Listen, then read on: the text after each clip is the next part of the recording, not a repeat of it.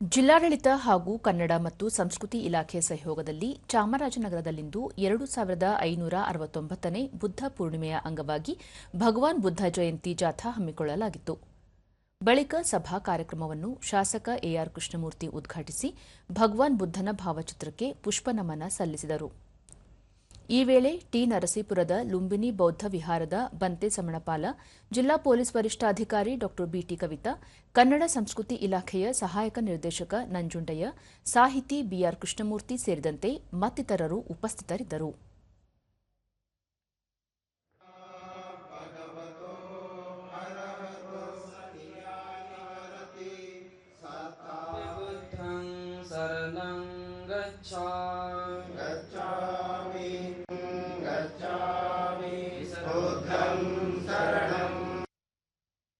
ಬಳಿಕ ಎಆರ್ ಕೃಷ್ಣಮೂರ್ತಿ, ಸಮಾಜದಲ್ಲಿ ತುಳಿತಕ್ಕೊಳಗಾದ ಜನರ ಕಣ್ಣೀರು ಒರೆಸಿ ದ್ವೇಷ ಅಸೂಯೆಗಳನ್ನು ದೂರ ಮಾಡಿ ಪ್ರೀತಿಯ ಚಿಲುಮೆಯನ್ನು ಉಕ್ಕುವಂತೆ ಮಾಡಿದ ಕೀರ್ತಿ ಭಗವಾನ್ ಬುದ್ಧರಿಗೆ ಸಲ್ಲುತ್ತದೆ.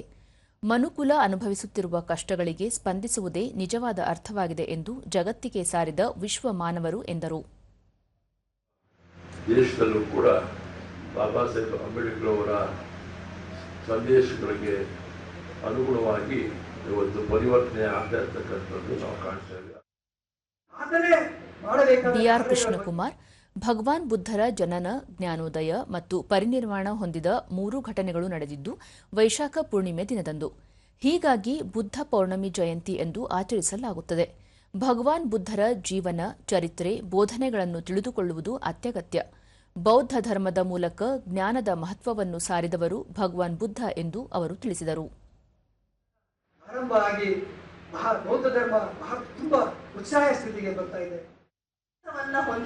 ಡಾ ಬಿಟಿ ಕವಿತಾ, ಭಗವಾನ್ ಬುದ್ಧರ ಜಯಂತಿ ಆಚರಣೆ ಮೂಲಕ ಅವರ ತತ್ವಾದರ್ಶಗಳನ್ನು ಜೀವನದಲ್ಲಿ ಅಳವಡಿಸಿಕೊಳ್ಳುವ ಅಗತ್ಯವಿದೆ. ಸಾಮಾನ್ಯ ವ್ಯಕ್ತಿಯೂ ಕೂಡ ಸುಲಭವಾಗಿ ಅರಿಯುವಂತಹ ಬೋಧನೆ ನೀಡಿದವರು ಎಂದು ಹೇಳಿದರು. ಅಂಶವನ್ನ ಅವರು ಬೋಧನೆಯ ಮೂಲಕ ಕೊಟ್ಟು ಮತ್ತೆ ಅಷ್ಟೇ ಆ ಬೋಧನೆಗಳ ಮೂಲಕನೇ ಸಹಜವಾಗಿ ಸರಳವಾಗಿ ಬದುಕುವಂತಹ ಅವಕಾಶವನ್ನ ನಮ್ಮೆಲ್ಲರಿಗೂ ಬೋಧಿಸಿದ್ದಾರೆ.